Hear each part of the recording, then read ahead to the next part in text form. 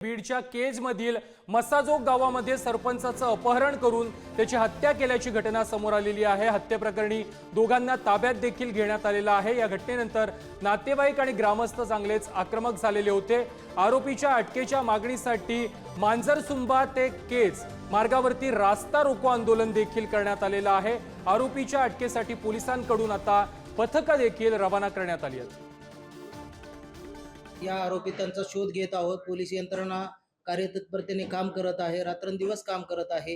तर आम्ही नक्कीच राहिलेल्या उर्वरित आरोपींना देखील पुढील 24 ते 48 तासामध्ये त्यांना नक्कीच अटक करू।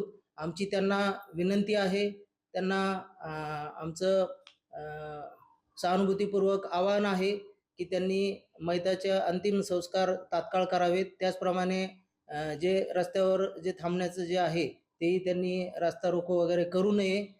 त्यांच्या सर्व मागण्या आम्ही मान्य करीत आहोत। बीडमधील याच धक्कादायक घटनेसंदर्भात अधिक माहिती देत आहेत आमचे प्रतिनिधी उदय नागरगोजे।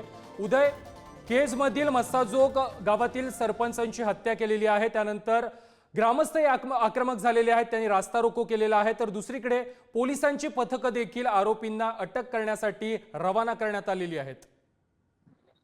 नक्कीच आपण जर बघितलं तर एक 2 दिवसापूर्वी घटना घडली होती। पवनचक्कीचे जे इथं ऑफिसेस उघडले आहेत त्या ऑफिसमध्ये मारहाणीचा प्रकार घडला होता आणि त्या मारहाणीच्या प्रकरणाचं पर्यावसन आता हे अपहरण आणि खुनामध्ये झालंय। काल ज्यावेळेस हे मस्साजोग येथील सरपंच देशमुख हे आपल्या गाडीतून जात होते त्यावेळेस मारेकऱ्यांनी त्यांचं अपहरण करून त्यांचा खून केला।